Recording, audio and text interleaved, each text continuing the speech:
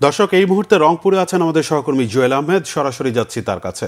জুয়েল, রংপুর থেকে ভোট গণনার সর্বশেষ কি খবর আছে আপনার কাছে?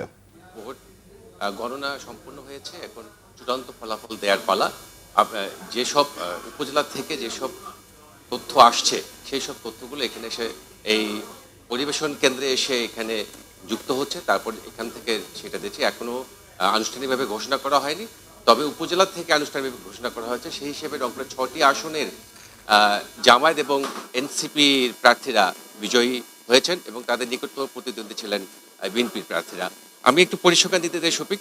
রংপুর ১ আসনে ১১ দলীয় জোট প্রার্থী জামায়াত নেতা রায়হান সিরাজি দাঁড়িপাল্লা প্রতীক নিয়ে ১,৪৫,০৮৮ ভোট পেয়ে প্রাথমিকভাবে নির্বাচিত হয়েছেন। তিনি রংপুর ২ আসনে জামায়াতের এটিএম আজহারুল ইসলাম দাঁড়িপাল্লা প্রতীকে ১,৪৯,৬৮০ ভোট পেয়ে প্রাথমিকভাবে তিনি নির্বাচিত হয়েছেন।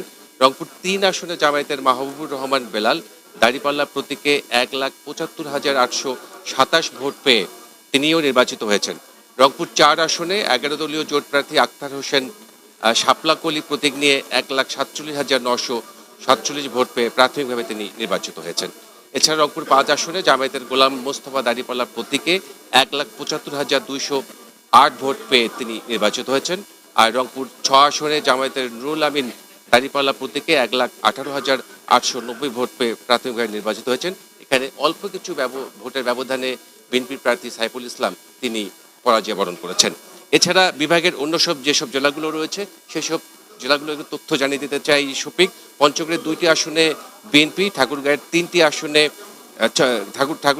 আসনে বিএনপি, দিনাজপুরের ৬টি আসনে বিএনপি জয়লাভ করেছে। নীলফামারীর ৪টি আসনে জামায়াত জয়লাভ করেছে। রংপুরের 6টি আসনে জামায়াত ও এনসিপি, লালমনিরহাটের 3টিতে বিএনপি, কুড়িগ্রামের 4টিতে জামায়াত ও গাইবান্ধার 5টির মধ্যে একটি বিএনপি, বাকি 4টিতে জামায়াতের প্রার্থী নির্বাচিত হয়েছেন। এই মুহূর্তে প্রাথমিক ফলাফল সংগ্রহ পরিবেশন কেন্দ্র রংপুরের এই কার্যালয়ে রংপুরের যে 6টি আসন রয়েছে সেই 6 আসনের প্রার্থীরা এখানে অংশ নিয়েছেন তাদের চূড়ান্ত ফলাফল নেওয়ার জন্য। জেলা প্রশাসক এবং রিটার্নিং কর্মকর্তা কিছুক্ষণ আগে তিনি পোস্টাল ব্যালটের ফলাফল ঘোষণা করেছেন এবং ভোটের ফলাফল একটু পরে ঘোষণা করবেন।